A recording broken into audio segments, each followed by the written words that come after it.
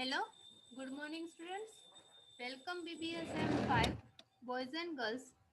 Namaste, Shri Shivsha College of Commerce, Management, Computer Education, managed by Jain Citizen Education Society. BBSM 5 Production and Operation Management. Reference book આપણે જોઈએ છીએ C Jamnadas and પ્રકાશન. First unit આપણે complete કરી દીધું છે, introduction to production and operation management. Second unit આપણે complete કર્યું છે, પ્રોસેસ સિલેક્શન. થર્ડ યુનિટ આપણે કન્ટિન્યુ છે, aggregate planning and maintenance management. એના પછી ફોર્થ યુનિટ આપણે કમ્પ્લીટ કર્યું છે, ફેસિલિટી લોકેશન. અને ફિફ્થ યુનિટ આપણે કમ્પ્લીટ કર્યું છે, ફેસિલિટી લેઆઉટ.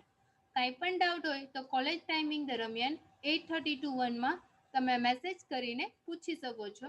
આજે આપણું પ્રોડક્શન અને ઓપરેશન મેનેજમેન્ટનો લાસ્ટ સેશન છે.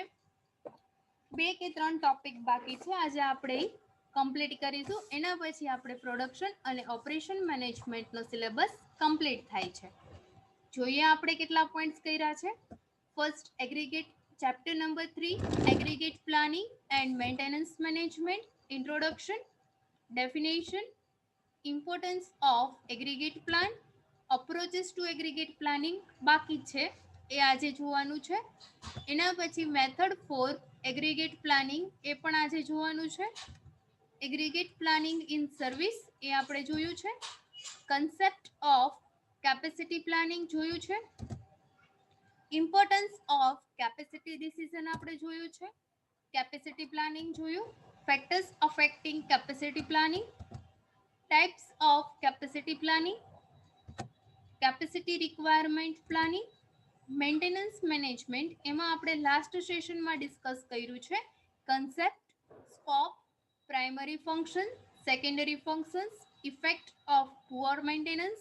એમાં આપણે જોયું production cost, product quality, production capacity, employees and customer safety, customer satisfaction, importance of maintenance management. આજે આપણે જોવાનું છે, લાસ્ટ સેશનમાં આપણે કમ્પ્લીટ કર્યું હતું ઇમ્પોર્ટન્સ ઓફ મેન્ટેનન્સ મેનેજમેન્ટ સુધી. આજે આપણે જોવાનું છે ટાઈપ્સ ઓફ મેન્ટેનન્સ. એમાં ફર્સ્ટ ટાઈપ આપ્યો છે બ્રેકડાઉન મેન્ટેનન્સ. બ્રેકડાઉન મેન્ટેનન્સમાં આગળ જોઈએ, this tax plan where there is a stoppage of working because of machine breakdown. મશીનરીમાં કોઈ ખામી થાય છે કે જેના કારણે આપણી પ્રોડક્શન પ્રોસેસ થઈ શકતી નથી, અને પ્રોડક્શન પ્રોસેસ કેવી થાય છે, સ્ટોપેજ થઈ જાય છે, વર્ક સ્ટોપ થઈ જાય છે, એટલા માટે બ્રેકડાઉન થઈ જાય છે.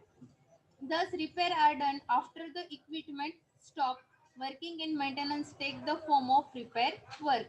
એટલા માટે રિપેરિંગ છે કે જે કરાવવું જરૂરી છે, repairing and maintenance. After repairing done, repairing અને મેન્ટેનન્સ કમ્પ્લીટ થયા પછી ઇક્વિપમેન્ટનો તમે યુઝ કરી શકો છો અને પ્રોડક્શન પ્રોસેસને આગળ લઈ જઈ શકો છો. બ્રેકડાઉન થવાના ન થાય એટલા માટે આપણે કયા સ્ટેપ્સ લેવા જોઈએ. એમાં ફર્સ્ટ આપ્યું છે controlling cost of repair including regular and overtime labor cost. Cost of repair છે કે એને ઘટાડવાની હોય છે, એને કંટ્રોલ કરવાની હોય છે, કે જેમાં આવે છે regular and overtime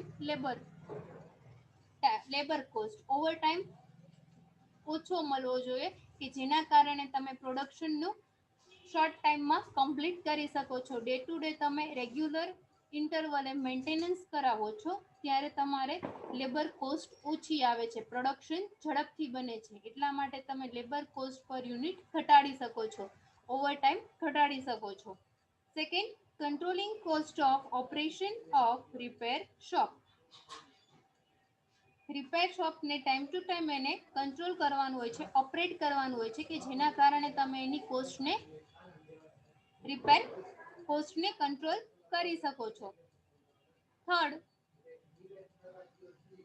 putting back equipment into operation as quickly as possible to minimize interruption in production. Equipment છે કે એને ઓપરેશનમાં જે પ્રમાણે જરૂરિયાત છે એ પ્રમાણે સિક્વન્સલી ક્વિકલી અરેન્જ કરવાના હોય છે કે જેના કારણે